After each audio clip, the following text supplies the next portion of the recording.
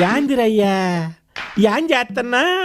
మేము కలవగా తెగ కలవరం అసలిది కదా ఒక సంబరం ఒక వరసలా కదిలిన క్షణం ఇక తెలియదే ఒంటరితనం